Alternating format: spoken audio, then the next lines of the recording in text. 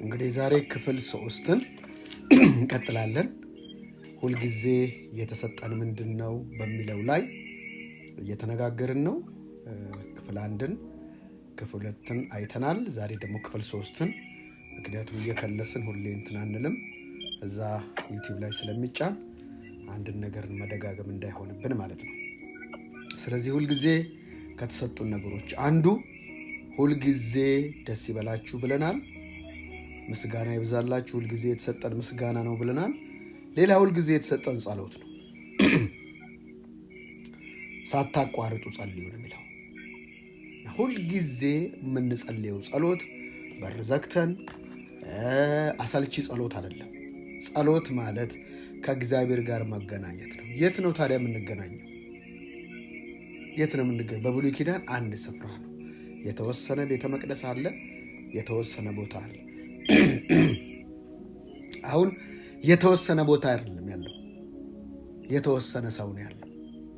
ምን ብሎ የተወሰነ ቤተ መቅደስ ተደርጎ የተወሰነ ሰው ነው ያለው። አሁን በቦታና በፕሌስ በዚህ ተራራ አለ ኢየሱስ ለዛች ሴት ሲናገር የማትሰግዱበት ጊዜ ይመጣል፣ እነሆ አሁን ሆኗል አላት። በዚህ ተራራ ላይ የማትሰግዱበት ጊዜ ይመጣል አላት። አሁን ሆኗል አላት። አሁን ምንና እናንተ አንድ ነገር ልናስብ የሚገባው እኔ ነኝ ቤተ መቅደሱ። አሁን እግዚአብሔር ከአንድ ቦታ ከተተከለ ቤተ መቅደስ ወጥቶ ወደ ተንቀሳቃሽ ቤተ መቅደስ ውስጥ ከአንድ ግንብ ቤት ወጥቶ በአካል ውስጥ መኖር ጀመረ እግዚአብሔር። ስለዚህ እግዚአብሔር አሁን የቱንም ሰው ቤተ መቅደሱ እንጂ እንደሆነ የሚያውቀው ሌላ ነገር አይደለም። ቤተ መቅደስ ነህ አንተ፣ አንቺ ቤተ መቅደስ ነሽ፣ አንተ ቤተ መቅደስ ነህ። ቤተ መቅደስ ደግሞ መኪና ላይ ሊጸልይ ይችላል። ቤተ መቅደሱ ደግሞ ስራ ቦታ ሊጸልይ ይችላል። እንዴት ነው የሚጸልይ? በመንፈስ በመገናኘት ከእግዚአብሔር ጋር። አዎ መንበርከክ የለብንም፣ የተወሰነ ጊዜ መስጠት የለብንም እያልኩ አይደለም። እሱ እንደ ልምምዳችሁ ይወሰናል። ለምን እንዴት እንደምትጸልዩ አታውቁም ካለ አናውቅም ነው። ፎርሙላ የለውም ጸሎት፣ ፎርሙላ የለውም። በዚህ ስፍራ ነው ይላል። እልፍኝን ዝጋ ሲባል በር ዝጋ ይላል ይመስለዋል ሰው። ስንት በር ዘግቶ ልብ ሌላ ቦታ የሚሄድ የለም። እልፍኝን ዝጋ ማለት ከሌላ ሐሳብ ውጣ። በስውር ለሚያይ አባት ለምን ሲል ጓዳ ውስጥ ተደብቆ ይመስለዋል። አይደለም። በስውር ነው ኃጢአት የሚሰራ፣ በስውር ነው። ግን ይህን ማለት የፈለገው ማንም በልብህ ማዕከል ላይ አይቀመጥ፣ በልብህ ማዕከል ሌላ አይኑር ማለት ነው። እልፍኝ ዝጋ ማለት ልብ ማለት ነው እንጂ ቤት መዝጋት አይደለም። ዘመኑ እንደሚባለው ምሽግ ምናምን እንሱም አይደለም። እሰየው የተወሰነ ጊዜ ሰጠ በእግዚአብሔር ፊት መሆን ችግር የለውም። ምሽግ ገብተህ ሌላ ምሽጉ ውስጥ ልትሆን ትችላለህ። ያው ኤልያስን ተሸሸግ ብሎት የለ እንዴ? እግዚአብሔር ነው ተሸሸግ ያለው። ተገለጠም ይለዋል፣ ተሸሸግም ይለዋል።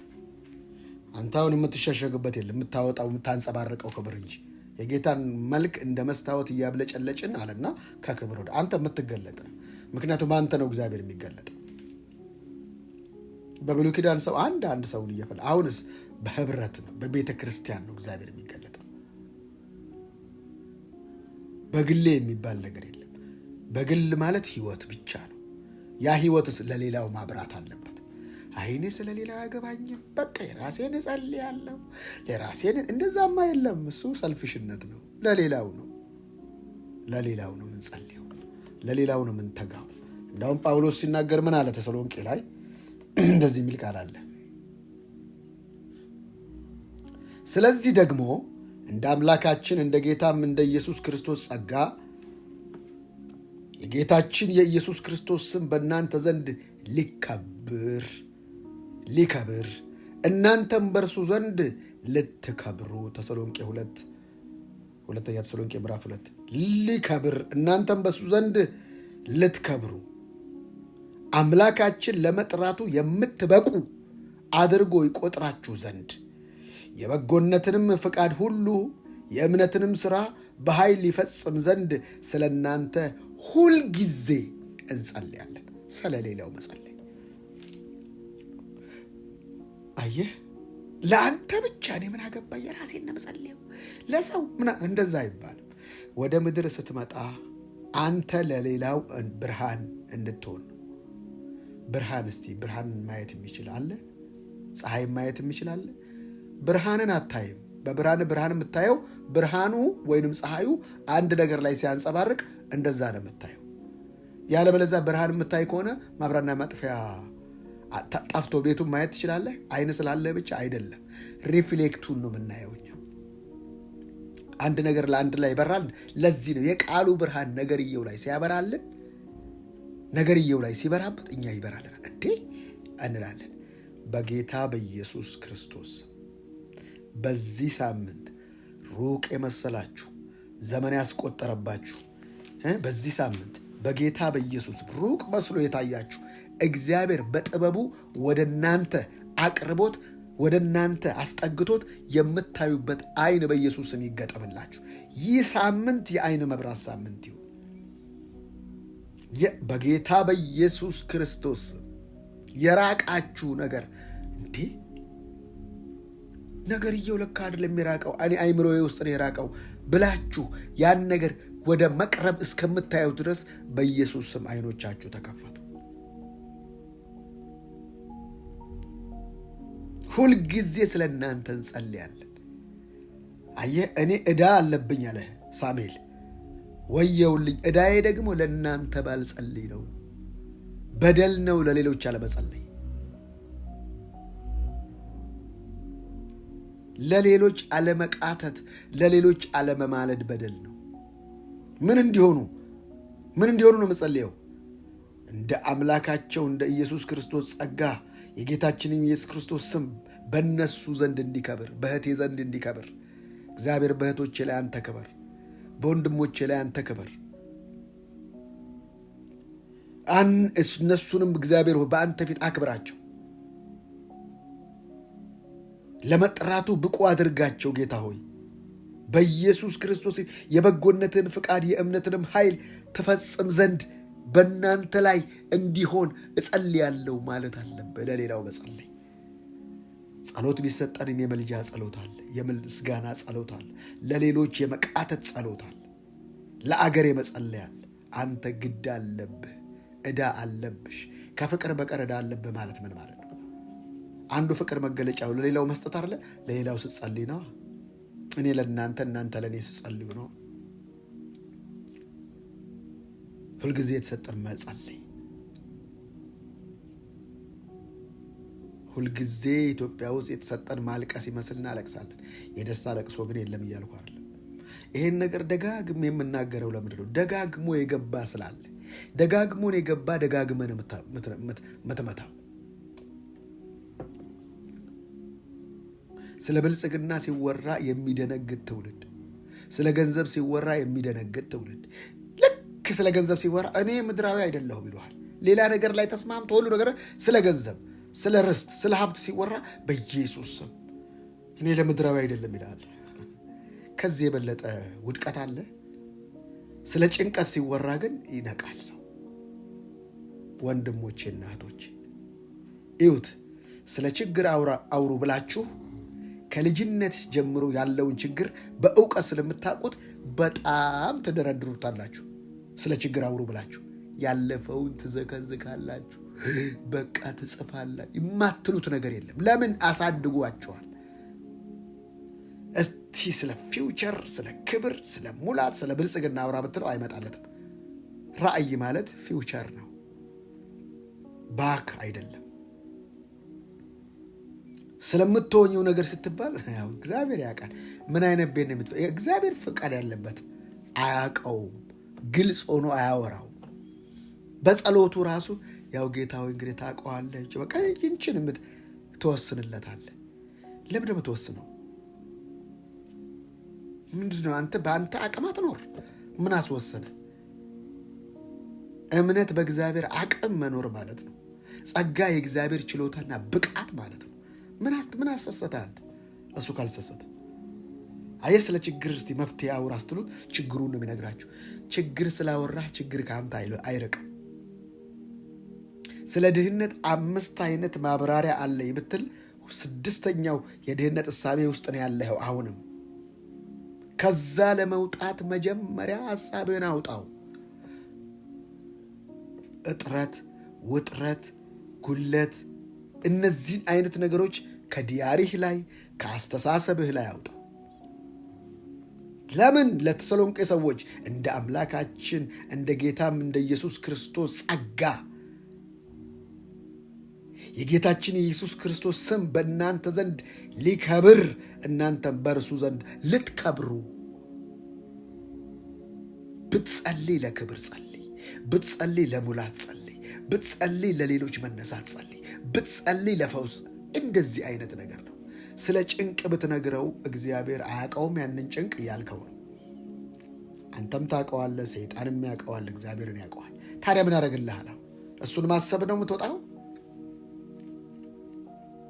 አንድ እጁ የሰለለ ሰው መንገድ ላይ ምንድን ነው የሚያሳየህ? እጁን ነው የሚያሳየህ። ቢዝነሱ ነው እሱ። እጁን ያሳይሃል። እግሩ እንትን ካለ እግር የለኝም በእግር አየህ፣ የሱ ኑሮው እግር መስሎታል። አንዳንዱ እግርና እጅ የሌለው እንዴት እንደሚኖር እኮ ያው ማያሳየን ታሪክ አለ። ይሄ ዩቲዩብ እና ኒክን ያሳየናል። ሰው የተመሰረተው ውጫዊ ነገር ላይ ከሆነ ያ ውጫዊን ካላገኘው በቃ አልደሰትም ይለዋል። ያ ውጫዊው ነገር እንኳን ቢመጣ ደስታን ሊያገኝ አይችልም። ሰው የተገጠመው በእግዚአብሔር ሕልውና ላይ ነው። ሁሉም ፈጠረና ሰውን እስትንፋሱን እፍ አለበት። ያን እስትንፋስ ሲካፈል ሕያው ነፍስ ሆነ። ሴንስ የሚያደርገው መንፈስ ዓለምን ሆነ ሰው።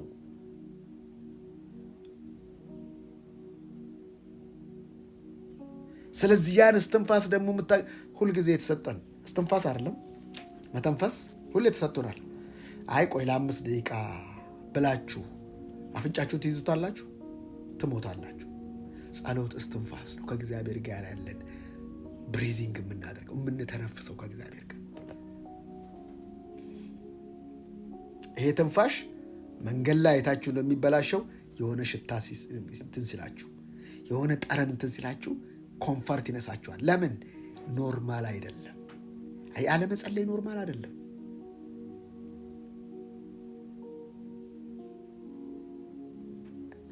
ስለ ኦክሲጅን ለማወቅ ጥቁር አንበሳ ሄደ። በኦክሲጅን እንዴት እንደሚተነፍሱ ሰዎችን ስታይ አንተ በነፃ ስተነፍስ ስታይ ነው የሚገባ።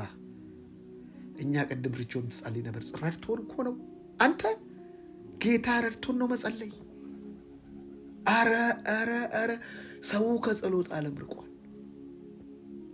ስለዚህ ረድቶን ታረጋ። ያለ ጸሎት ከየት ታመጣዋለህ? እግዚአብሔርን መገለጥ ከእግዚአብሔር ጋር ኢንቲሜሲ ከሌለ ከየት ታመጣዋለህ? ጸሎት ማለት አሁንም በደንብ ስሙ፣ ዝም ብሎ ተንበርክኮ ቀኑ ሙሉ ብቻ ማለት አይደለም። ጸሎት ከእግዚአብሔር ጋር መገናኘት 24/7 በመንፈስ መሆን ነው። እየሰሩ እየነዱ ይቻላል። እሱ የት ነው የተቀመጠው? ልባችን ላይ አይደለ? ቤተ መቅደሱ ነው ያለው። እሱን ነው የምታዳምጠው። እንዲያርግ ይልሃል፣ እንዲያርግ ይልሃል፣ ይሄን ስማ ይልሃል፣ ይሄን አንብብ ይልሃል፣ ይሄን ብላ ይልሃል፣ ይሄን ጠጣ ይልሃል፣ ይሄን ልበስ ይልሃል። የቀረቤታ ጉዳይ ነው እሱ ይልሃል። እንደዚህ አድርገው፣ ይሄ እንደዚህ አድርግ። ውስጥ ነው። አንተ እኮ ባለቤት አለ፣ የራስህ አይደለም። አሁን ችግሩ በራስህ እየኖርክ ስትመጣ መላላጥ ውስጥ ገባል። ጸሎት ማለት እኔ አልችልም እግዚአብሔር ይቀድማል ማለት ነው። እግዚአብሔር ወይ ቀደመኝ። እግዚአብሔር ምን ለማነት የተቆጣጠረ እኔ ለራሴ አላቅም። እኔን ጠብቄ ከምን አመልጣለሁ? ራስ ጠበቃ ያንተ ነው እግዚአብሔር። ኢየሱስ ይህን ስለሚያቃር ላይ ጸለየልን። ኢየሱስ ከጸለየልን እኛ ስለ ሌሎች ልንጸልይ ይገባል። የተሰጠን አንዱ ጸሎት ነው።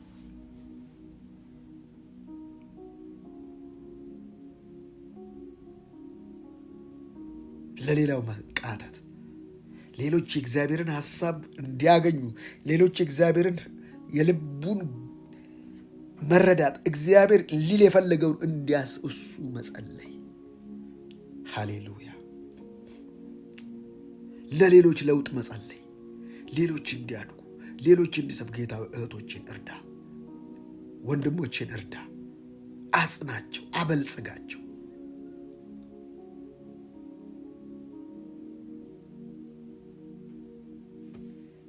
በአንተ ዘንድ ይክበሩ፣ አንተን ያክብሩ። በአንተ ለመጥራቱ የሚበቁ እንዲሆን አድርገህ ቁጠራቸው ጌታ ሆይ። ጸሎቶች ይለወጡ።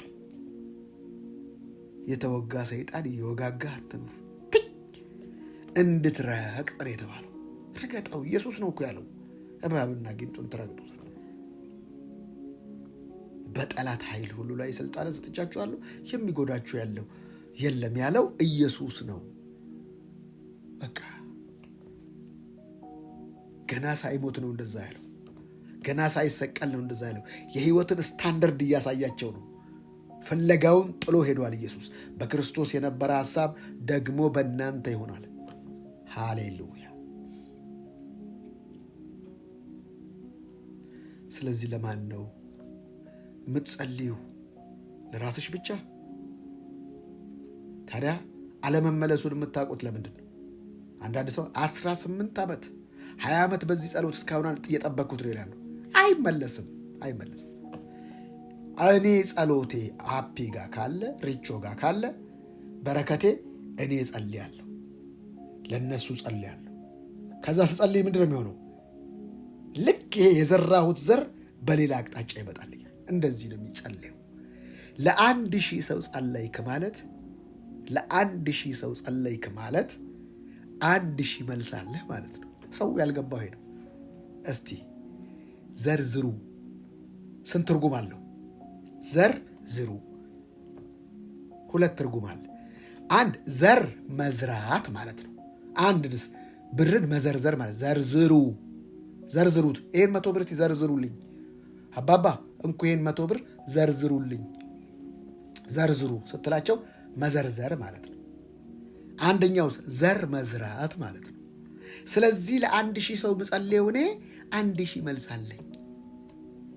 እዚህ ላላችሁ ለ32ታችሁ ምጸልይ 32 መልስ አለኝ። የዘራሁት ለእኔ ነው የሚያውቅ። እህቴን ባርክ ስል እኔም እየተባረኩ ነው። ለእህቴ እግዚአብሔር የብልጽግና ጉልበት እሷ ላይ ይገለጻል ለእኔ እያልኩ ነው። ዘርዝሩ ማለት እንደዚህ። አንዱ ዘርዝሩት። ለምን ትይዘዋል ድፍኑን? ዘርዝረውና መዓት እንዲመጣል አትፈልግም ነው አንዱ። አንደኛው ደግሞ ዘር ዝራ። ገበሬ እኮ የሚያደርገው ምንም እኮ አይደለም።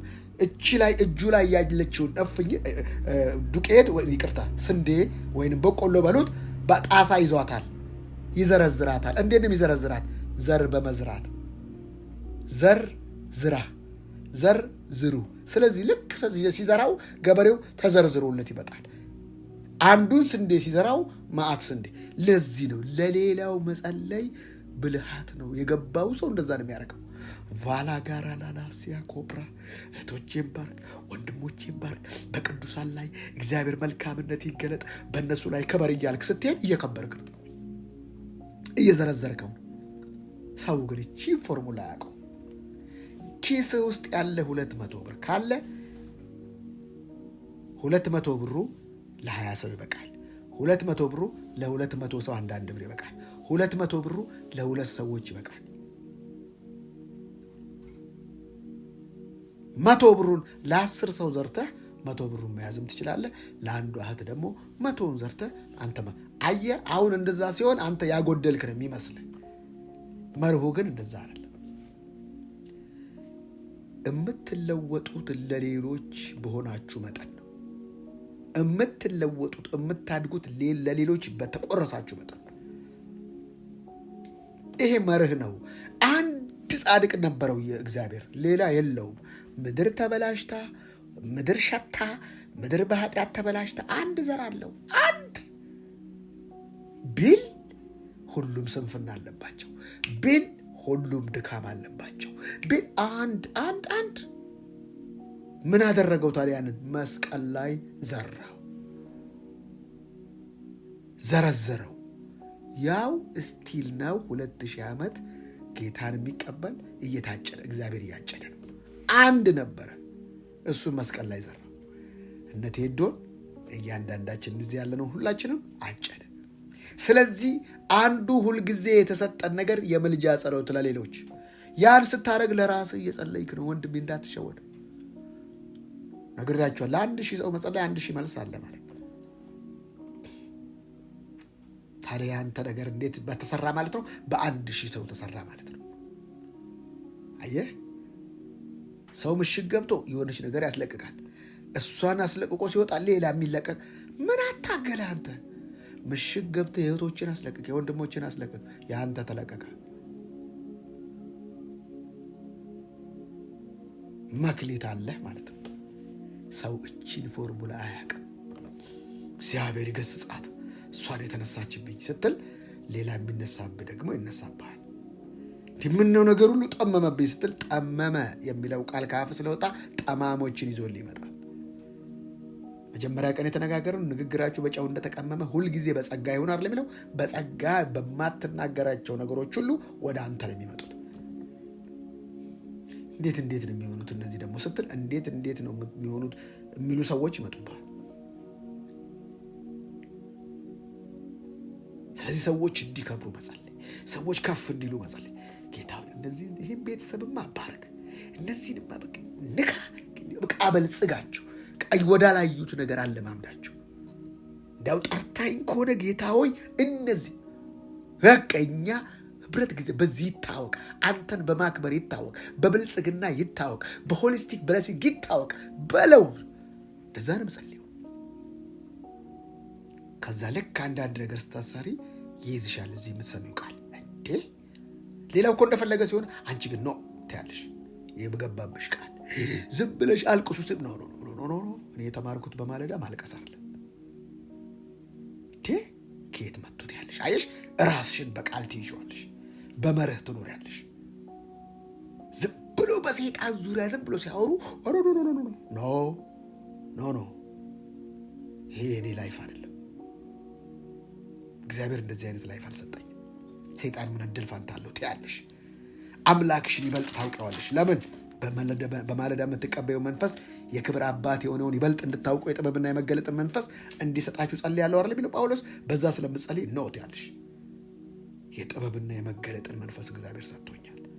አሁን ይበልጥ አባቴን አውቀዋለሁ። የምን አባት ነው? የክብር አባት ነው። እግዚአብሔር አያዋርድም። እግዚአብሔር ሩህሩህ ነው። እኔን ለውርደት አልጠራኝም። ስተት እንኳን ተሳስተሽ ይቅርታ ታደርጊለታለሽ። ለማን? ለራስሽ። ኖ ተሳስተሻል፣ በቃ ተመለሽ። የአንቺ ህይወት ይሄ ነው እንጂ ሌላ አይደለም። በዛ መቀጠል የለብሽም። አባትሽ መሐሪ ነው፣ እጁን ዘርግቶ ይጠብቅሻል። እርያ እንትን እስክበላ ድረስ አልጠብቅም ትያለሽ። በቃ ማን ነው ሰይጣን የማይችላቸው ሰዎች? ሰባኪዎችን፣ ዘማሪዎችን ሰይጣን ይፈራል። የሚጸልዩትን ሰይጣን ይፈራል። ማንን ነው የሚፈራው? ሰይጣን የሚኖሩትን። ምክንያቱም ሰው ጸልዮ ላይኖር ይችላል። አይ ሁሌ የተሰጠን በእኔ ኑሩ ነው ያለ። መኖር ተሰጥቶናል። ምን አይነት ኑሮ? ስታንዳርዱን የጠበቀ የጽድቅና የቅድስና ኑሮ ተሰጥቶናል። እሱን መኖር። ሰይጣን የሚኖሩትን ያለበለዚያ ሲጸልዩ እኮ የአስቄዋ ልጆች ውጣ በኢየሱስ ስም ሲሉት እንዲህ ጳውሎስንም አውቀዋለሁ ኢየሱስንም አውቀዋለሁ እናንተ ከወዴት ነው የመጣችሁት ብሎ ከተማ ለከተማ ልብሳቸውን እየቀደደ ያሯሩጣቸው ነበር። ሬጂስተር ያልሆነ ህይወት ማለት ነው።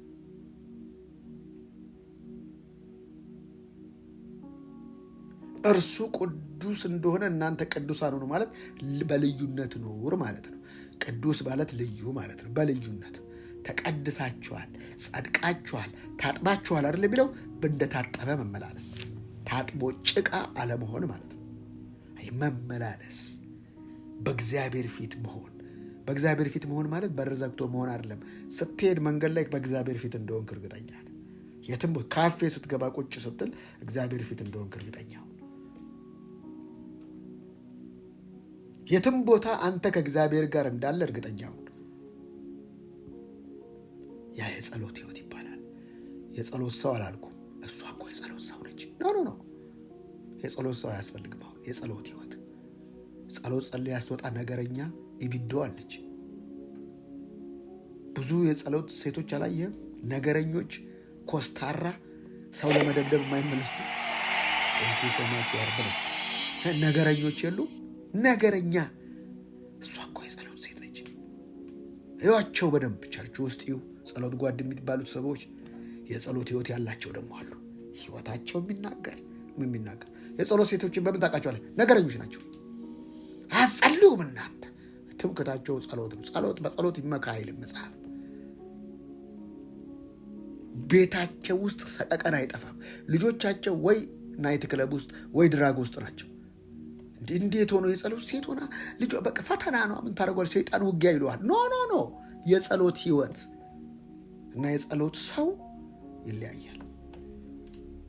አሁን የሚፈለገው የጸሎት ሰው አይደል፣ የጸሎት ህይወት የተነበበ። እኛ አለ ጳውሎስ ደብዳቤዎች ነን፣ የምንነበብ ደብዳቤዎች ነን እንጂ የምናነበንብ አይደለንም።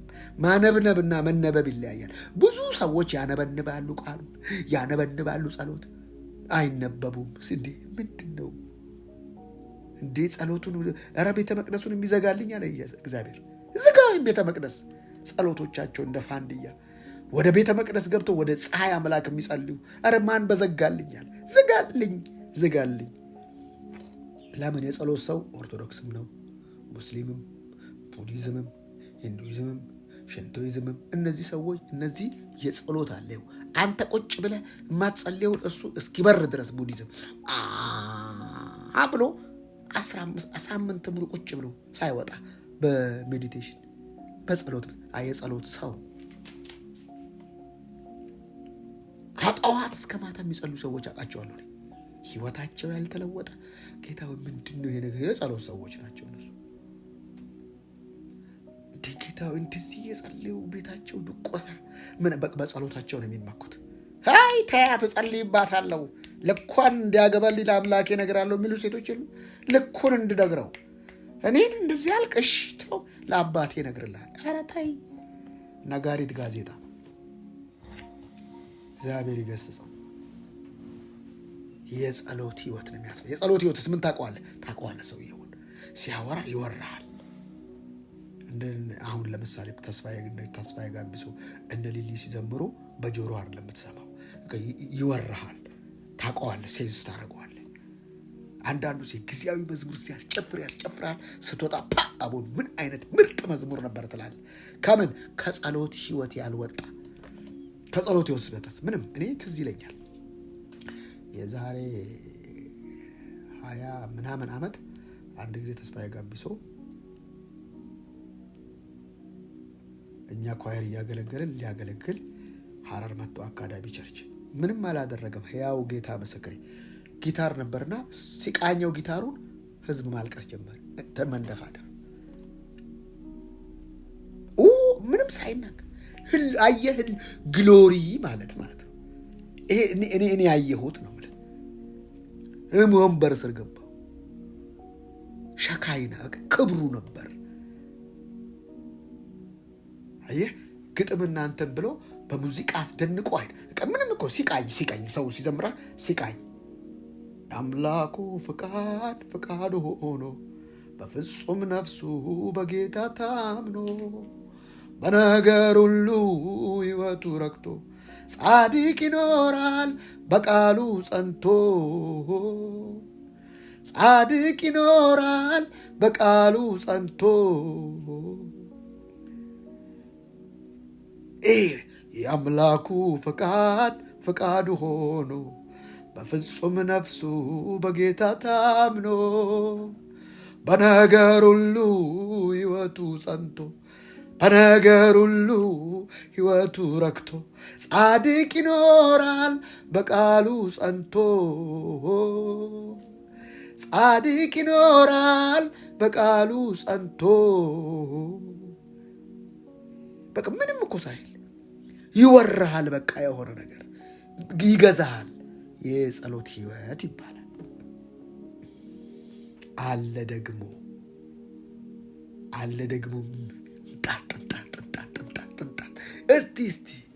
እስቲ መሬቱን ልቀቀውና ጥሩ ነው፣ ደስ ይላል፣ ችግር የለውም። ለጊዜው ነው መሬቱን የምትለቀው፣ በኋላ ወደ መሬት ትመለሳል። የጸሎት ህይወት ያስታውቃል። ለመናገር ብለው የሚናገሩ ሰዎች አሉ አይደል? ምንም ጠባ አይደለም። በቃ ቃሉን ሰካክታው ስትጸልይ የመናፍስቱን ዓለም ጠራርታ ስትጸልይ አቤት ጸለየች። እሷ የጸሎት ሴት ነች እኮ። እኔ አልፈልግም የጸሎት ሴት። በእግዚአብሔር ፊት ነው የጸሎት ህይወት ነው ፈልገው። የተወረሰ ህይወት ነው የጸሎት ህይወት። ስፍራ አይመርጥም። ቆይ ምሽግ ልገባ ነው ማንም እንዳይረብሸኝ ትልና ምሽግ ገብታ ስትወጣ ረባሻዋ እሷ ነች። በነገር ሁሉ የምታጦዘን እሷ ነች። እንዳትቀሰቅሱኝ ማንም በሯ እንዲነካ አትፈልግም እሷ። ይጣረው እናርተው የጸሎት ህይወት የተሰጠን ህይወት አንዱ የጸሎት ነው። የእግዚአብሔር ፈቃድ እንድንጸልይ ነው። አትስቃላችሁ። ስለገጠማችሁ እኮ ነው የምትስቁት። ነገረኞች ናቸው። ሁሌ ድሮ የምጸልየው መታችሁ እነ ተስፉ መጠየቅ ትችላላችሁ። እኔ የጸሎት ሴት አልፈልግም። በቃ የጸሎት ህይወት ነው የምፈልግ። የጸሎት ሰው ያስፈራራሃል፣ ይኮንንሃል። ለምን? በጸሎቱ ነው የሚመካው። ይኮንንሃል፣ ይፈርድብሃል፣ ያሳቅቅሃል፣ ይረግመሃል። የጸሎት ህይወት ይራራል። አየህ፣ ጻድቅ ይራራል አይደል? ይራራል። እርዳው ጌታ ሆይ፣ ይህ ኃጢአት አስቸግሮታል አባባ፣ እርዳ፣ አቆመው፣ አበርታው። ይቃትትልሃል፣ ያነባልሃል፣ አንተ ህይወቱን ያካፍልሃል እና ትካፈላለህ። ከሱ የሆነ ነገር ትካፈላለህ። አይፈርድብህም። አንቺ ልጅሽ ላይ ትፈርጃለሽ? አልትፈርጅም። ክፉ ሴት ኮሽ እየቆነጠሽ እየቀጠቀስሽ ሆዱን በቦክስ ጭንቅላቱን በእንትን እየፈነካከስሽ ልጁን በቃ ከቤት ጎዳና ተዳዳሪ ይቆጣጠረዋለሁ። መቆጣጠር ማለት መፍለጥ አይደለም፣ መፍረድ አይደለም። ሰውን በፍርድ አትመልሱትም። ከማትማራር ከእግዚአብሔር ነው። እሳት አወረደ፣ ሰው አይመለስም። በውሃ አጥለቀለቀ፣ አጠፋ፣ አይመለስም። ሰው በመጥፋት እንዴ አይመለስም። ወገኖቼ ተመለሱ፣ አይመለስም። ሰው ከትንሽነቱ ጀምሮ ሁልጊዜ ልቡ ክፉ እንደሆነ አየ፣ ተጸጸተ፣ ሰውን በማጥፋቱ ይላል እግዚአብሔር ራሱ። አይመለስም ሰው። እንዳትሸወድ፣ ሰውን በፍርድ አትመልሰው። ከዛ ቢል ሰው አይመለስም። እሳት ቢያወርድ ሰምድሮ ብናገባ ሰው አይመለስም። ውሃ ቢያዘንብ ሰው አይመለስም። መሬት መንቀጥቀጥ ሰው አይመለስም። ወንድሜ ለጊዜው ነው። በቃ ኮሮና ቀጥቀጥቀጠ፣ ከዛ ኮሮና ሲያጠፋ ይቀጥላል ህይወቱ። ሰው አይመለስም። እና ምን አደረገ? አንድ ጻድቅ ላከ እና የማይመለሰው ሰው በሱ ውስጥ መግባት አለበት አለ። በቃ አንድ በር አበጀ እግዚአብሔር። ያ በር ክርስቶስ ነው። በቃ በዛ የመጣውን ምረዋለሁ አለ። በቃ ምን ያርግ እግዚአብሔር? በቃ ምረዋለሁ በዛ የመጣ። ይሄንንም እንዴት ሳልሰራ ይላል ሰው። እንደዚህም ተሰጥቶት በር ተሰጥቶት ምንም ሳልሰራ አፈርደቼ ሳልበላ ቅድም ትናገር ነበር። እንደዚህ እንትን ሳልሄድ ገዳም ሳልሄድ የወር ስለቴን እንትን ሳላረግ እንደዚሁ በነፃ አየህ። ሰው እንደዚህም ተሰጥቶ በቃ ሰው እንደዚህ ነው። አይ ፍሬ ይሄን ሁሉ ብላ፣ እሺ አቮካዶውን፣ ቲማቲሙን፣ ቆስጣውን፣ ሰለጣውን፣ አፕሉን፣ ማንጎውን፣ ሙዙን ብላ። እችን አንዷን አትብላ። እሷን ነው በላ። እሷ ላይ ነው። ተው ያልከውን አትችልም። በተው ለዚህ ነው እኮ ተውም አላስተምረው። አትንካ፣ አትቅመስ። ቆላሲያስ እንደዛ ነው ወጥ ላይ አትንካ፣ አትቅመስ፣ በመደረግ ያልፋሉ። በቃ ስጋን ያለ ልክ እንዳይጠግብ ብትከለክለው ምንም አይጠቅምም ማለት አይጠቅምም፣ አይጠቅምም፣ አይጠቅምም። እህቶችና ወንድሞች ስጋ ያለ ልክ እንዳይጠግብ ብትከለክለው አይጠቅምም። የሚጠቅመው የትኛው ነው ታዲያ? በጸጋ እንዲኖር፣ በጸጋ እንዲኖር አድርገው፣ በጸጋ እንዲኖር አድርገው። ይሰማል ድምፄ? መብራት ስለጠፋ ይሰማል? አዎ ይሰማል። በቃ አይጠቅምም። እስቲ ልጆቻችሁን ዝም ባሉና እየተቆጡ የሚታደጉ ልጆች ናቸው። መጨረሻ ላይ መርደረር የሚሆኑት እንደዛ አይነት ልጆች ናቸው። ሂትለርን እንደዛ ያደረገው ምንድን ነው? አስተዳደግ ነው። በቃ ልጅሽን ብርቱ ነሽ፣ አንቺ ቅዱስ ነሽ ስትላት መጽሐፉ ምንድን ነው? ልጅን በሚሄድበት መንገድ ምራው ነው የሚለው። መቼ ነው የሚገባው? ሲያድግ። አንተ ዛሬ እንዲገባው ትፈልጋለህ? እንደዛ አይሰራም። እንደዛ ልጅን በሚሄድበት መንገድ ምራው። በቃ አንተ መምራት ብቻ ነው። ከዛስ ለጊዜው ሊያመጽ ይመስልሃል፣ ላይሰማ ይመስልሃል። አይደለም። ባደገ ጊዜ አሁን ይችን ነው ሰው የማያውቀው። የከሌ ልጅ ነው። አንተ ብቻ ዝም ብለህ ቃሉን በሚሄድበት ታለንቱ ላይ እሱ ላይ ዝም ብለህ ልቀቅበት። አንተ እኮ እንደዚህ ነህ፣ አንተ እኮ እንደዚህ ነህ፣ አንተ እኮ እንደዚህ ነህ ስትለው ሌላ አይነት ተግባር ልታይበት ትችላለህ። ለምን? ችግኝ ነው እየተካልክበት ያለው፣ ግንድ አልሆነም። ያ መቼ ነው የሚገለጠው? ሲያድግ። ባደገ ጊዜ ከእርሱ ፈቀቅ አይልም ነው። አሁን ሰው እንዲህ ሁሌ ይመከራል፣ ሁሌ እንደዛ አይደለም። የኔት አሁን የችግኝ ታይም ነው። ዛሬውኑ በቆሎ፣ ዛሬውኑ ቡና ተክለሽ፣ ይህ ቡና ደግሞ አያድግም። 5 ዓመት አለ። የልጆችስ ምንድን ነው? ባደገ ጊዜ ነው የሚለው። ባደገ ጊዜ ልጅህን እስከ 8 ዓመት ስጠኝ፣ ከዛ እድሜ ልኩን ካቶሊክ አደርገዋለሁ ነው የሚለው። አየህ፣ የምትዘራው ዘር አሁን አይደለም የሚበቅለው፣ ባደገ ጊዜ ሲያድግ አቤት የሷ ልጅ ይባላል። አስተዳደግ የሚታወቀው በምትሰጪው ሀሳብ እንጂ በምትሰጪው ዱላ አይደለም። አርጩሜ ተፈቅደዋል፣ መጀለጥ፣ ስንፍና ከሱ እንዲርቅ። ኢትዮጵያ ውስጥ ነው የተፈቀደው። ውጭ ደግሞ 911 ይጠራብህና 9YY ያሰኛል ማለት ነው። እሱ ለምንድን ነው የተፈቀደላችሁ ታውቃለህ? ልጅ መረን ሆኖ እንዲያድግ። በቃ እነሱ እኮ እንደዛ ያደረጉትም እኮ አንተ መረን እንዲሆንና እንድትረግመው ከዛ ቃል ታወጣበታል። አትደግ፣ ሂድ ስትለው ነገ ጎዳና ተዳዳሪ ነው። ልጅን በሚሄድበት መንገድ ምራው ማለት አሁን ይሆናል ማለት አይደለም። ባደገ ጊዜ ከሱ ፈቀቅ አይልም። ሂደት ነው ማለት ነው። ሰዎችን አያውቅም። ሰንበት ውስጥ ዝም ብሎ መዝሙር ያስተምሩታል። ኖ የሰንበት ትምህርት ፋውንዴሽን መማር ያለበት ህጻናቶች የእግዚአብሔርን መልክ ማጎዴው ዝም ብለህ ስጠው። አይገባቸው። መንፈስ ነው፣ ይገባዋል። ሰው ውስጡ ያለው መንፈስ የእግዚአብሔር መንፈስ ስለሆነ እስኪያድግ ድረስ ነው የሚጠብቀው። ይሄ ማቹሪቲ እስኪያድግ፣ ከዛስ ከውስጥ ያስገባችሁት ከመንፈሱ ወደ አይምሮ መቀዳት ይጀምራል። ከዛ ልጁ ሲያድግ ጃይንት ነው የሚሆነው። ባደገ ጊዜ ነው። አያችሁ፣ አንዱ የጸሎት መርህ ውጤቱን በጊዜ ነው እንጂ የምታየው ወዲያው አታየው። ምንም አይነት ነገር ብታረግ ውጤት ወዲያው ያለበት ነገር አንድ ነገር ብቻ ነው፣ ኃጢአት። የኃጢአትስ ውጤት ወዲያው ነች። ጉቦ ወዲያው፣ ዝሙት ወዲያው፣ ሌብነት ወዲያው። ከዛስ እቺ ወዲያው የወሰድካት ነገር እድሜ ልክህን እያሰቃየች ትኖራል። ልዩነቱ እሱ ነው። ወዲያው የሚከፍል ምንድን ነው? ኃጢአት። ወይኔ ምክትላል። በቃ ግንስ ስር እየሰደድክ ነው። ለምን? መሰረትህ ተበላሽቷል። ይሄ ቤት የተሰራው 10 ፎቅ ኖርማል መሰረት ላይ የማይረባ መሰረት ላይ ሲሆን ዝም ብሎ ይሰራል፣ ሰው እስኪገባበት ተሰርቶ ምን አልቆ በኋላ ላይ ግን የተወሰነ ዓመት ይደረመሳል። መሰረቱ ተበላሽቷል፣ በኃጢአት ተበላሽቷል። ለዚህ ነው በምንም አይነት ነገር በውሸት ላይ ውሸት ውጤቱ ወዲያው ነው። ዓለምን ትዞራለች። አንድ እውነት የመዓት የውሸትን ጓል ያፈርሰዋል። ለዚህ የሚጸልይ ሰው ውጤቱን ላታውቀው ትችላለህ። ውጤቱን አፉን ሲከፍት ነው የምታውቀው፣ ሲመጣ ነው የምታውቀው። ሰው ደግሞ እንዴት ነው የምታበራው? እንዴት ነው የሚያበራው? ደግሞ ምንድን ነው ሚስጥሩ? የጸሎት ህይወት፣ የጸሎት ህይወት ታውቀዋለህ። እንትን ይልሃል፣ ይገዛሃል። እሱ እንደዚህ አይነት ሰው ይገዛሃል። አታሸንፈው። ህይወቱ ሁሉ ያወራል፣ ይናገራል ህይወቱ። ወይ ሰይጣን ደግሞ ሲፈራው ያለ ጊዜያችን ልታሰቃየን መጣ፣ ውጣ፣ አትለፍልም፣ ልቀቅና ውጣ ነው። ኢየሱስ ለዘላለም ጌታ ነው።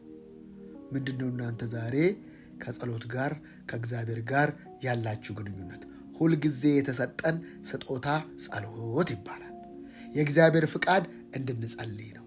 የእግዚአብሔር አኖቫጋር ራዲያኖስ እንድንጸልይ የእግዚአብሔር ፍቃድ ነው። በቃ ሁልጊዜ ደስ ይበላችሁ የእግዚአብሔር ፍቃድ ነው። ሳታቃሩት ጸልዩ የእግዚአብሔር ፍቃድ ነው። በሁሉ አመስግኑ የእግዚአብሔር ፍቃድ ነው።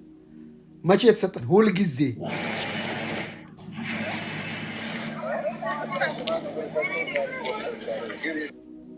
ሁልጊዜ የተሰጠን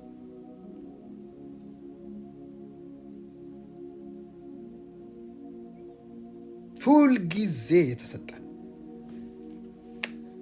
ሌላ ምንድን ነው? ሁልጊዜ የተሰጠን ባላቫራ ላቫ ሺላሮ ላቫ ዲያሞራ ባባይ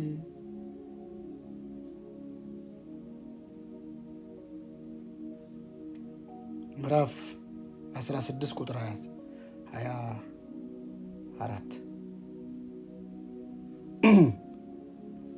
ሐዋርያት ሥራ ማለት ነው። ስለዚህ እኔ ደግሞ በእግዚአብሔርና በሰው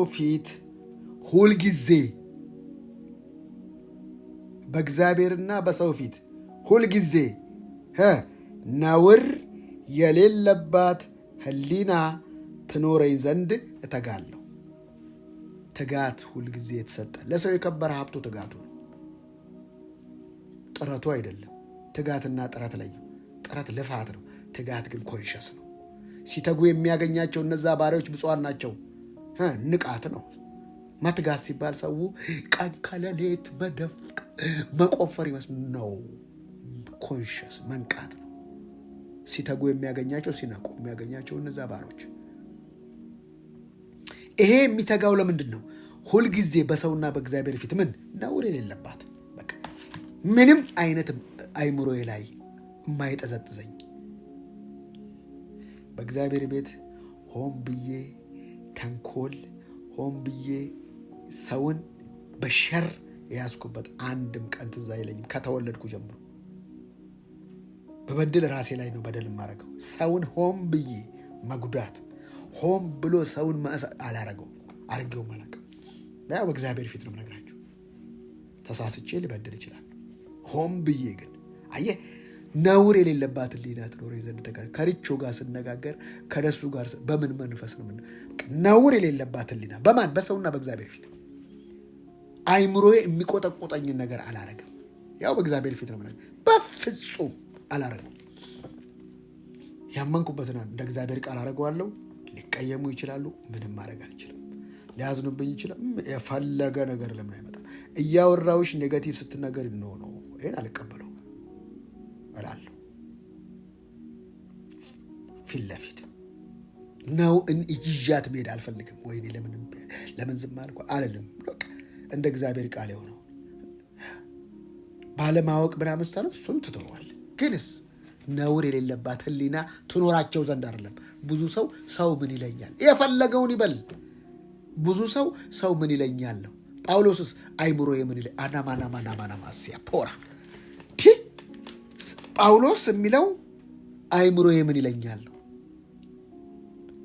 ለንጹሐን ሁሉ ንጹሕ ነዋ። አይምሯችሁም አይፈርድባችሁ ከሆነ ንጹሕ ናችሁ። ኢትዮጵያዊ ሰዎች ምን ይሉኛል? ስለዚህ የውሸት ጸሎት ወገኖች፣ ሰው ምን ይለኛል? ቸርች መሄድ ሰው ምን ይለኛል? በቃ ለሰው ምን ይለኛል? ጳውሎስስ ሕሊናዬ ምን ይለኛል? ለዚህ ነው እኮ አንዳንድ ጊዜ ሕሊናዬ ይመሰክርልኛል ይላል ጳውሎስ። አይምሮዬ አይፈርድብኝም ይላል። ና የሚገርም እኮ ነው አንተ። ጳውሎስ ለሕሊናው ነው የሚተጋው። በሰውና በእግዚአብሔር ፊት ነውር የሌለባት ሕሊና። አንዳንዱ በራሱ አይምሮ ነውር ያስብና ለሌላው ግን በቃ ጥሩ መስሎ ይታያል። ለሌላው በቃ እሷ እኮ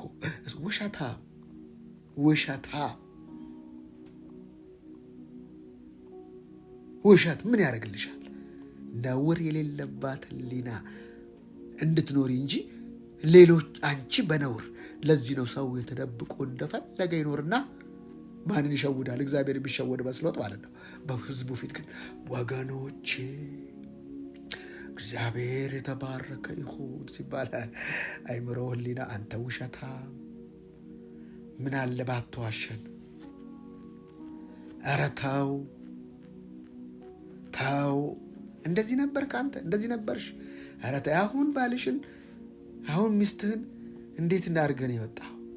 በልጆች ላይ እንዴት ነው የጮኸው? ቆሌያቸው እስኪገፉ እንዴት እንደዚህ አርገህ አሁን ህዝቡ ፊት ወገኖቼ እንዋደድ። ሰውየው እንዳለው ፍቅር ሲሰብክ ሚስቱ አልሄድም ከዚህ መድረክ ላይ አለች። ኧረ ለምንድን ነው እንደ የውጭ አልጋ ነው ባሌ፣ የቤት ቀጋ ነው፣ የቤት አለንጋ ነው፣ የቤት ዘው በኢየሱስ እና እንዴ እዚህ ላይ ያየሁት ባሌና ቤት ያለው ሌላ ነው። በልበሌ ነው ቤት። እሷ እኮ እዚህ ስትጸልይ ነው የምፈልጋት። እንዴት እኮ ጸሎቷን እኮ አይቼ ነው ያገባኋት እኮ። ቤት እኮ ትጸልልብኛለች። ላይ ነች እኮ በቃ ዱላዋ፣ ምላሷ፣ ምኗ እዚህ አያችኋት። በቃ እንደዚህ ማለት ነው።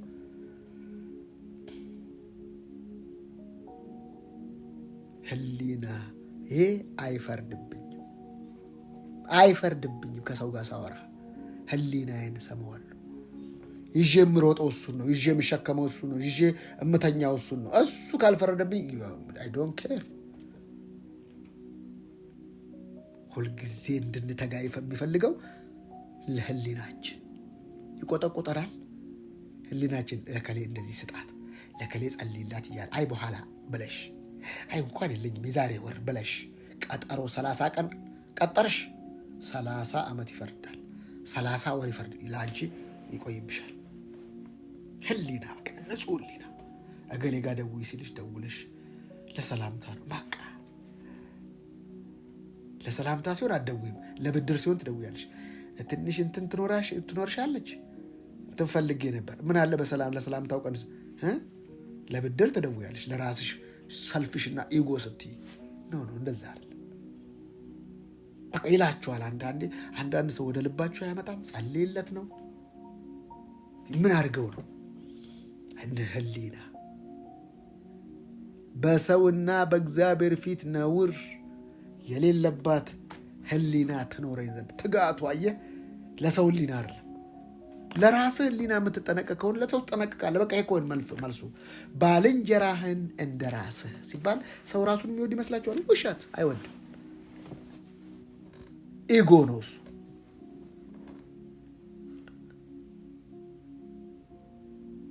አየህ፣ ሁሌ ትጋትሽ በሰውና በእግዚአብሔር ፊት ነውር የሌለባት። በቃ ህሊና አይፈርድብኝም። ይሄን ስበላ አንዳንዱ ሆዱን በድሎ ሌላን ሰው ለመጋበዝ እንደዛ አይነትም ነበረብን። እኛም እግዚአብሔርን ፈቶን እንጂ እኛም ማንበላውን ሌሎች በቃ እንትን እንዲያውቁ ሌሎች ኖ መጀመሪያ አንተ ብላ። ሌሎች ሲመጡ የፈለግከውን ምረጥ ብላ፣ አንተ ደግሞ ምራጭ አትብላ። ነውር የሌለባት ህሊና አንተ መጀመሪያ ለራስ በደንብ ኑር፣ አጣጥም፣ በህሊና ተጠቀምበት። ህሊናን እንዳንጠቀምበት የሚያደርገን ነገር አንዱ ይሉኝታ፣ ሁለተኛ ኃጢአት።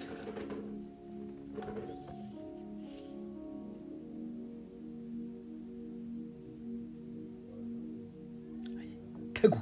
ለምን? ለንጹህ ህሊና ትጉ፣ ተዋጉ። ለምን? ለንጹህ ህሊና ነው። አላደርገው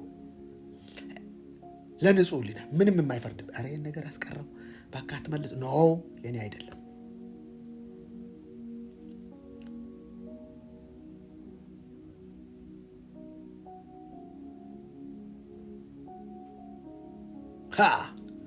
ኢየሱስ ለዘላለም ጌታ ነው። መትጋት ካለብህ ለንጹህ ህሊና፣ መትጋት ካለብህ ነውር የሌለባት ህሊና። ሰዎች እንዲፈርዱብህ አይደለም። ሰዎች በንጹህ ህሊና እየተመላለሱ ሊፈርዱብህ ይችላል። አይ ዶንት ኬር። እሱ ያንተ ጉድ ኖት ቢዝነስ።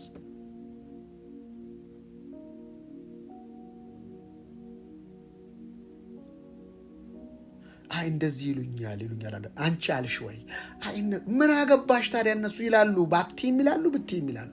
በቃ አንቺ ቀጥይ ዝም ብለሽ በቃሽ። አይ እንደዚህ ሊያስቡ ይችላል። በሰው አይምሮ ለምን ታስቢያለሽ? በሰው አይምሮ አታስቢ፣ በአንቺ አይምሮ አስቢ። ገና ለገና ይሉኛል፣ የፈለጉትን ይበሉ።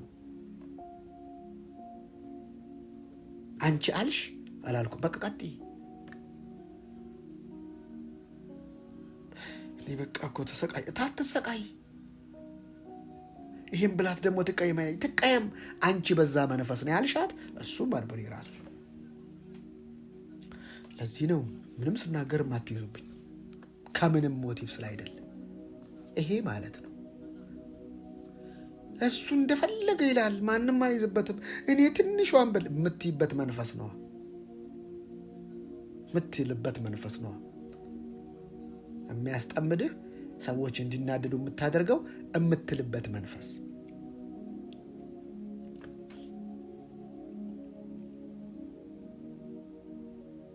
አያችሁ። ሁሌ የተሰጠን ምንድነው? ነውር የሌለባት ህሊና እንዲኖረን መትጋት አለብን። ለሰው የከበረ ሀብቱ ትጋቱ ስለሆነ እኮ ነው። ትጋቴ ንጹህ የሌለባት ህሊና ትኖረኝ ዘንድ የምተጋበት ያ ንጹህ ህሊና ይዞ የሚመጣው ክሬኤት የሚያደርገው ነገር አለ። ስለዚህ ንጹህ ህሊና ሲኖርህ ክሬኤት ያደርጋል፣ ይፈጥራል። ህሊና አዳዲስ ሀሳብ ይፈጥራል፣ አዳዲስ ቢዝነስ ይፈጥራል፣ አዳዲስ መገለጥ ይፈጥራል። ለምን? አይምሮ በጣም ዳይናሚክ ነው። በረከትህን ይፈጥረዋል፣ በረከትህን ይጎትተዋል፣ መልካምነቱን አማናኑ ሰፒያ ጎራ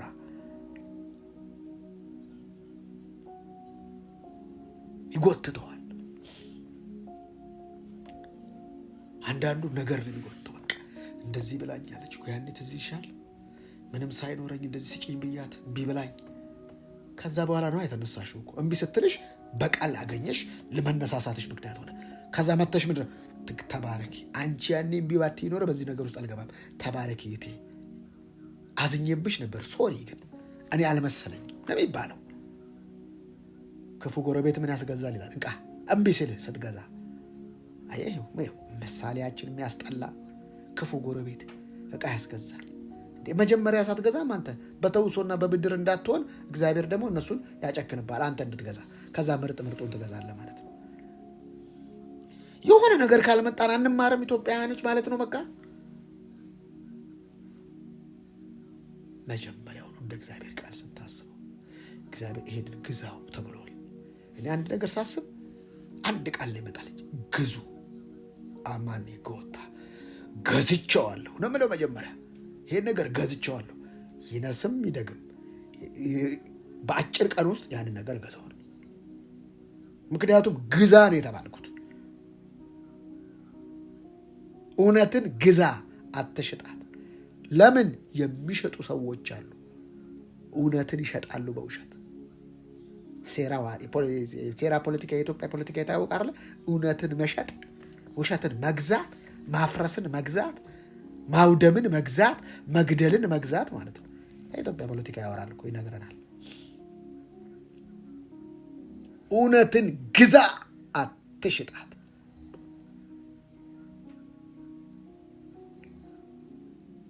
የገዢነት መንፈስ አንተ ላይ አለ። እንድትገዛ የእግዚአብሔር ሐሳብ ነው። እግዚአብሔር የኃይል የፍቅር ይልና ራስንም የመግዛት መንፈስ እንጂ የፍርሃትን መንፈስ አልተቀበልንም ይላል። For God has not given me a spirit of fear.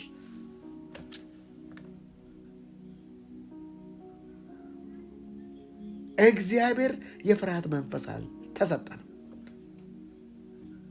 But of power and of love and of a sound mind. ራስን የመግዛት እገዛዋለሁ። ሲያንቀሸቅሽ እገዛሃለሁ። ኖ ራስን መግዛት ነው የሰጠኝ። ፍርሃት አልሰጠኝ። ዞር ባል ገዛዋለሁ። ራስን ከገዛ ከተማን ትገዛለህ። ቃሉ ምን ይላል? ራሱን የሚገዛ ከተማን ከሚገዛ ይበልጣል። ምን ማለት ነው? ራስን ገዛለ የማትገዛው ነገር የለም። ትልቁ አስተዳደር ህዝብን ማስተዳደር አለ። ህዝብንማ በጆብ ዲስክሪፕሽን በተሰጠህ በህገ መንግስት በተሰጠህ ስርዓት ትመራዋለህ። ራስህንስ በማን ትመራዋለህ?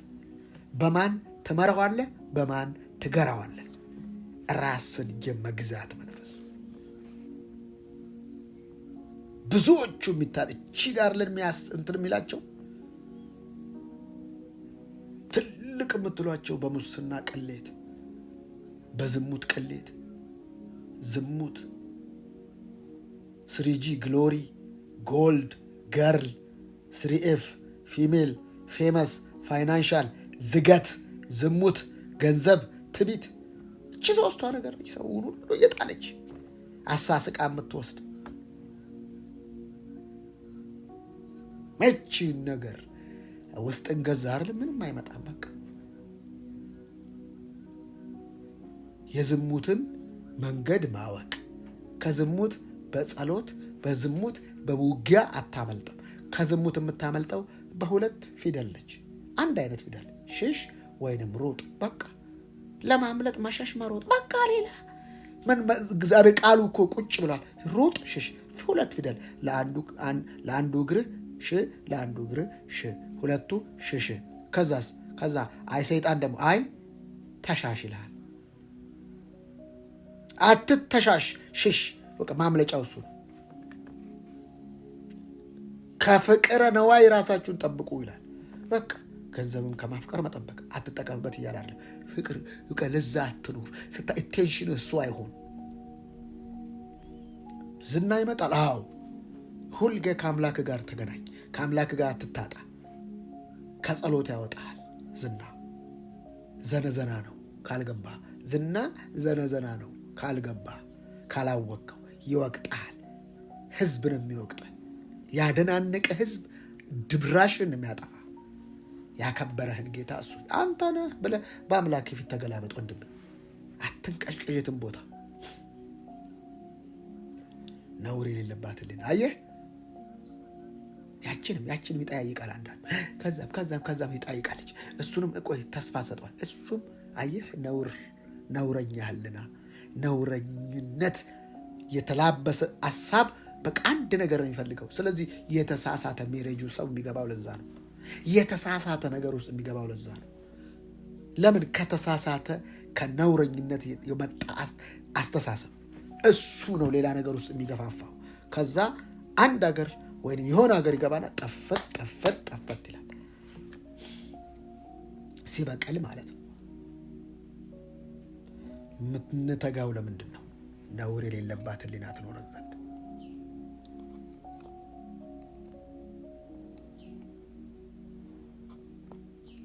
ነውር የሌለባት ህሊና እንድትኖራችሁ ትግውቶችና ወንድሞች፣ ሃሌሉያ ክብር ለጌታ ይሁን። ከዛ ነውር የሌለበት ህሊና ምን ያደርጋል መሰለህ? ነገሮችን ይጎትታል። እግዚአብሔር የፈጠረን ይሄ አይምሮአችን የሚጎትት አይምሮ ነው። ክርኤት የሚያደርግ አይምሮ ነው። ከዛስ ፕሌንን ይፈጥራል፣ አይምሮ ነው። ሞባይል ይፈጥራል፣ አይምሮ ነው። መኪናን ይፈጥራል፣ አይምሮ ነው። መገለጥን ይፈጥራል፣ አይምሮ ነው። ለዚህ ነው ስራ ፈት አይምሮ የሰይጣን ቢሮ ነው። አንተ ካላሰብክበት ሰይጣን ያስብበታል። አንተ ካላሰብክበት ሰዎች ያስቡበታል፣ ይጠቀሙብሃል። መጠቀሚያ ዕቃ መሆን ከገባ ምን ሁን? በሰውና በእግዚአብሔር ፊት ነውር የሌለባት። ከዛ ይሄን አይምሮህን ይጠቀምበታል። እናስተውል ዘንድ ልቦናን ሰጥቶናል ይልሃል አይደል? አይምሮህን አድሰሃል። በታደሰ አይምሮ ደግሞ አዲስ አቁማዳ ይገባል። ምን ማለት ነው? አዲስ አቁማዳ፣ አዲስ መገለጥ፣ አዲስ እውቀት፣ አዲስ መረዳት። በነ ጳውሎስ ላይ በነ ሐዋርያት ላይ በእግዚአብሔር ሐሳብ ላይ በክርስቶስ ላይ የነበረ ሐሳብ በአንተ መውጣት ይጀምራል። የተገራ አይምሮ የተሰራ አይምሮ የፈረሰችን ከተማ ሲሰራ፣ የፈረሰ አይምሮ የተሰራችን ከተማ ያፈርሳል። የተሰራ አይምሮ እደግመዋለሁ፣ የፈረሰችን ከተማ ሲሰራ፣ ያልተሰራ አይምሮ የተሰራችን ከተማ ያፈርሳል።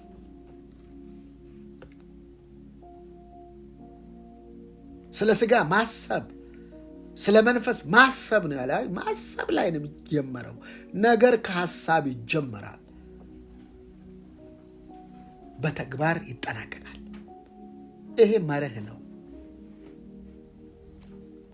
ስለዚህ ዛሬ ሁልጊዜ ከተሰጠን አንዱ ጸሎት፣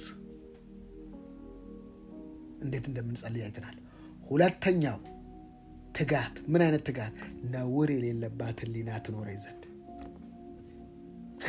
ቀናውን ማሰብ፣ የከበረውን ማሰብ፣ የተወደደውን ማሰብ፣ ምስጋናን ማሰብ፣ ሙላትን ማሰብ፣ መትረፍረፍን ማሰብ።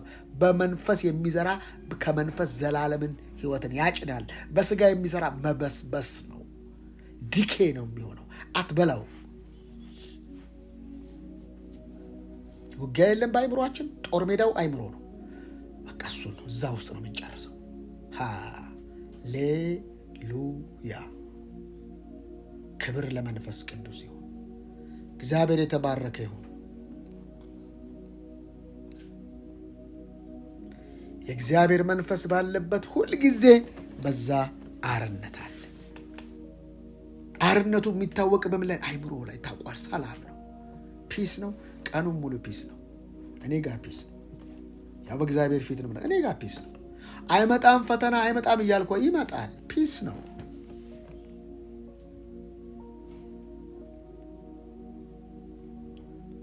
እውነትና ምህረት ተሳሳሙ ነው የሚለው።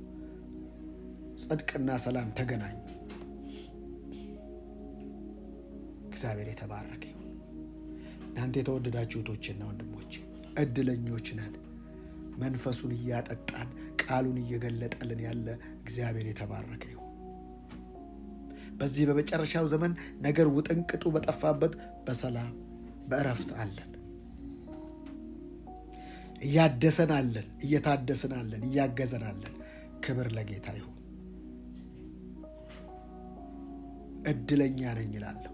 እናንተን ማገልገሌ እድለኛ ነኝ።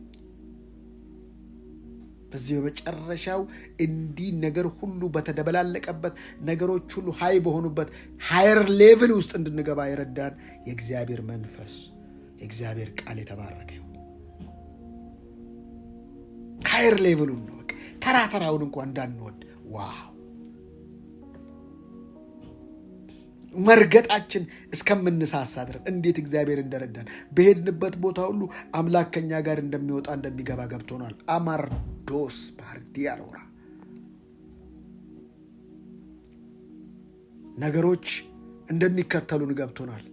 ምሕረትና ቸርነት በሕይወት ዘመን ሁሉ ይከተሉኛል። ሁሌ የሚከተልን ምሕረትና ቸርነት እንደሆነ ገብቶናል። መሰቃየት፣ ሰቆቃ፣ ስቃይ፣ ችግር ምናምን እኛ ጋር እድል ፈንታ የለውም። አይመጣም፣ ይመጣል፣ ይሸነፋል። ግን ዲል እናደርገው፣ እያሸነፍን እንቀጥላለን።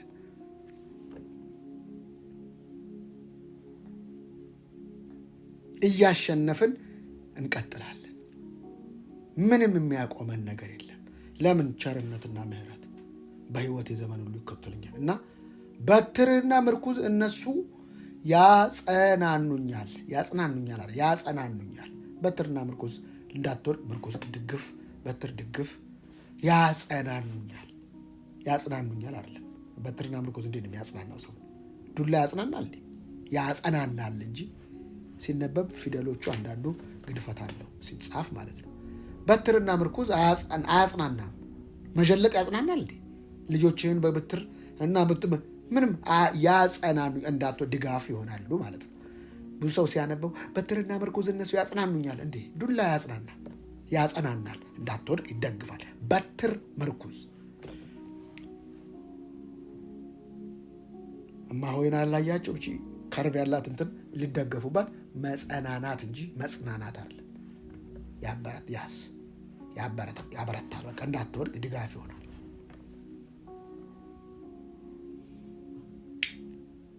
ሃሌሉያ! እግዚአብሔር ይባረክ። እንግዲህ ዛሬ ፕሮግራማችንን በዚሁ